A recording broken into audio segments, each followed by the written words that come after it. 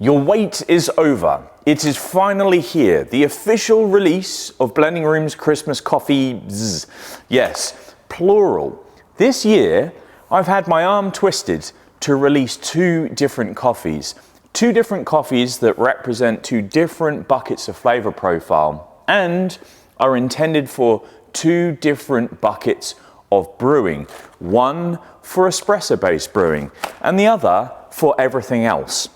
In this video, I will describe how I roasted each of the coffees. I'll give you some broad flavor profilings and some suggestions on how you should brew each, and maybe with this one, a little recipe as well. Both these coffees were brought to us by Falcon Speciality, and I have to say a big thank you to them and specifically Matt Sealby, who has helped find coffees that fit the flavor profiles that I wished for and broadly into those lovely Christmas flavors. So without further ado, let's dive into the science bit and I'll bring up the roast profiles. As mentioned, each of these coffees were roasted with the intention of brewing in different apparatus. On the screen now we have both of these roast profiles overlaid on top of each other. The red line represents the Noheli, which is the Inzovu from Rwanda, one that was designed to be roasted for everything but espresso. The blue line represents the Navidad, which is a Peruvian coffee by a grower called Veronica Mago. The intention with this was that for those people who brew espresso-based beverages at home, I needed to design a roast profile that is sufficient for that. So how did I go about achieving this? Well, I roasted the Inzovu quicker. I had a lower end temperature and the profile was a slightly different shape. Veronica Mago, that was roasted to a higher end temperature and for a slightly longer period of time. That hopefully allows the roast to degrade some of the acidity somewhat and also add an additional element of body within the cup. Those things I feel are benefited within home espresso brewing. Each of the roasts had the pyramid heat application. So what you'll see here is with the blue line, I applied heat for a longer period of time at a higher percentage so that I achieved a higher end temperature towards the end of the roast. The red line finishes much earlier. There's a lower degree of gas going into first crack, and that allowed me to achieve a lower end temperature. So the numbers are a 9-minute roast with a Noheli, a post first crack development time of 1 minute and 31, and an end temperature 213 degrees Celsius. So with the Veronica Mago or Navidad, the total roast time was 9.5 minutes. The post first crack development time was 2 minutes in total length, again to try and round out some of the acidity, and the end temperature of 217 degrees Celsius. Now I've talked through each of the batches, let's get into the tasting. Because I've got a pair of coffees to taste today, what I thought I would do is a cupping. It's a much better way of being able to taste and discern the differences between two or more coffees side by side. I've already done the dry fragrance assessment, next it will be the aroma, and then from there we'll get into the cupping itself. So on the nose, the Noheli has a very citric fruit forward character. You can also smell a little bit of a brown sugar vibe as well. The Navidad, you can smell a dark chocolate and there's this like dried fruit character as well. Right, let's do the fun bit, begin the tasting. So we'll start with the Noheli and let's have a look.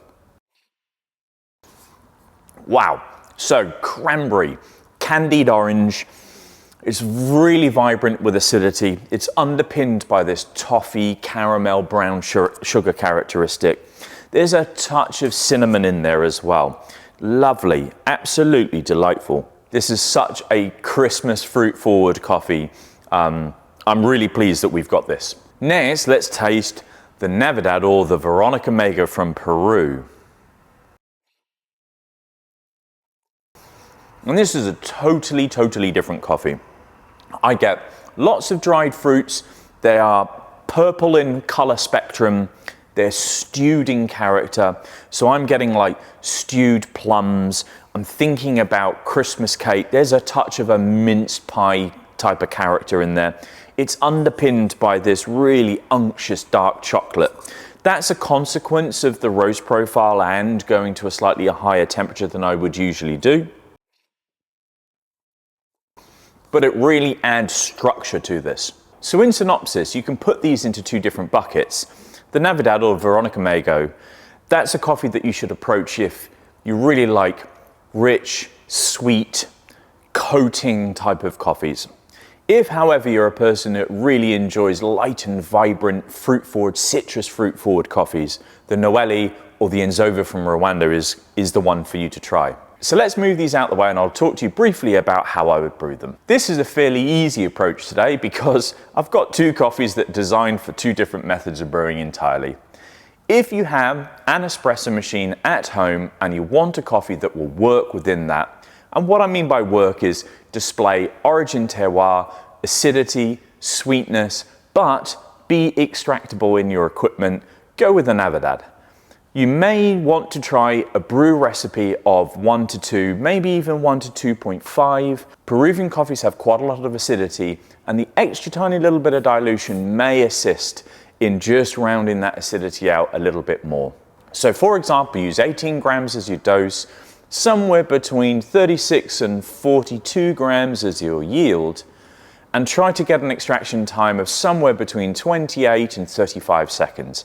And with that, you should get exactly what this coffee is designed to do. If, however, you do not have an espresso machine at home, and or you want to try a coffee that is more fruit forward, more citrus fruit forward, this one is the one to choose. And with this, I would have a strong preference to filter-based brewing. Why? Because you would really allow the cranberries and that candied orange to be the forefront of that brew. You, of course, can completely ignore me and put these in anything that you want. I have had this as a filter brew throughout the week. I've also tried this as an espresso. It was a challenge, but it worked. Either way, I hope that this year you'll be able to find something that works within any apparatus and or be a representation of Christmas in the cup, dependent on whether you like citrus or you like sweet dried fruits. And there you have it. That's the Christmas coffee from Blending Room in 2024. Before I go, I'm just going to talk about the two designs. These were done by my 3-year-old girl, and I'm incredibly proud of her. I actually have a little message from her. You may want to turn your volume down though. Merry Christmas! Well done. And now, can you say... Buy my toffee! Designed by me. Done by me! Yay! Hands in the air. Now, with that pressure selling out of the way, I really hope that you enjoy the coffee if you pick up a bag. If I don't get to see you personally, have a really great Christmas, and thank you so much for your custom in 2024. I hope we've served you well with delicious roasted coffee, and I look forward to seeing you again in 2025. Have a great Christmas. Cheers.